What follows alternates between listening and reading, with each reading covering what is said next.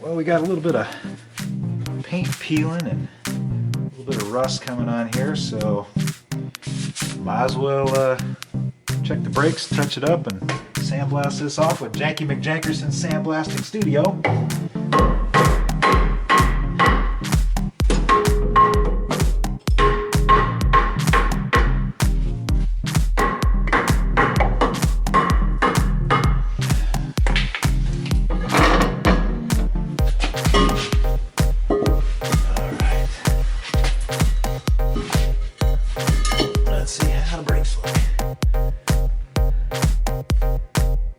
Brand new. Well, for the most part. You can see the back of the brake pad itself is riding on the back.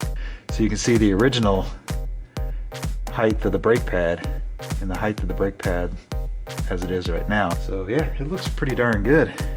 So we're gonna do Janky McJankerson's Mark II.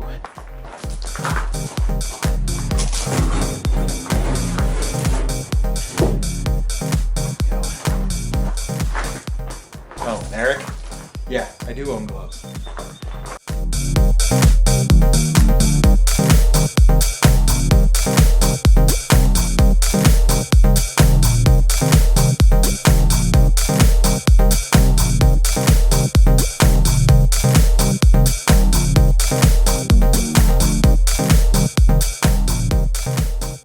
We are all sandblasted and ready to repaint.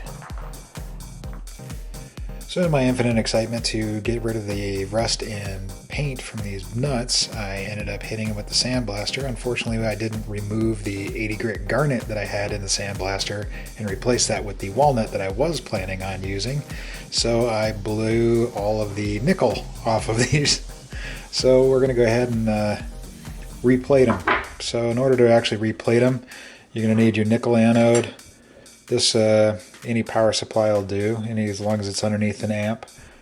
This one's running at 5 volts at 0.7 amps.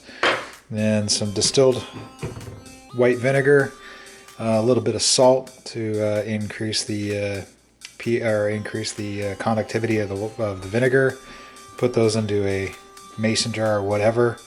Drop your anodes in, hit them with the electricity, and wait until it turns a nice little color of green. This has already been pre-mixed, and then I also have some muriatic acid that I'm going to use to wash my parts to get all of the fingerprints off of it.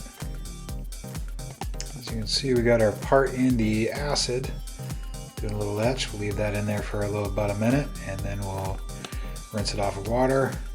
Do a test run inside of the nickel electrolyte. You want positive to the nickel and negative to your part. Now we got some bubbling. Let that chooch for, I don't know, probably get 45 minutes, an hour. Come back and check on it.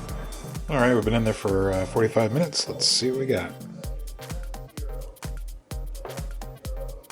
Should be a nice dark color.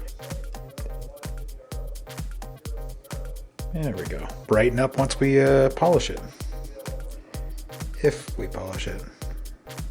So now that we've nickel plated these, I'm going to go ahead and polish it. And I found the best way to polish it is simply by putting it in a box. Leave the box for about 10 seconds and then pull it away. See?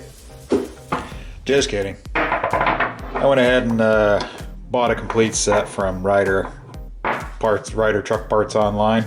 So yeah, you didn't think I was going to spend all that time nickel plating all these. So one thing we have a problem with is positioning the tire in front of the hub and then rotating it to line the bolt pattern up. So I've grabbed my car dolly. I'm gonna put some rollers on it on either side, and we'll see if that gives us the ability to make a little rolling chassis. So a little proof of concept.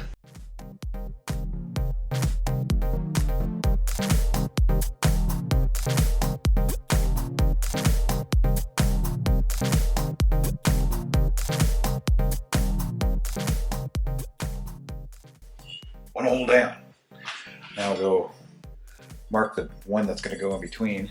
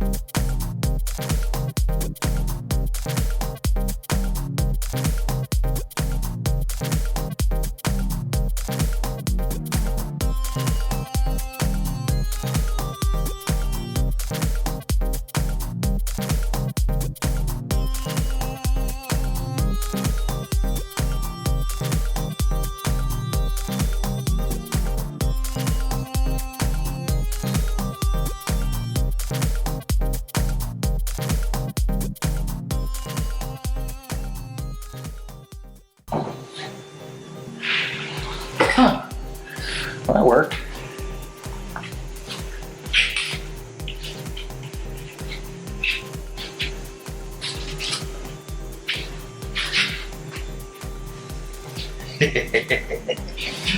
Oh, that's janky, but it works.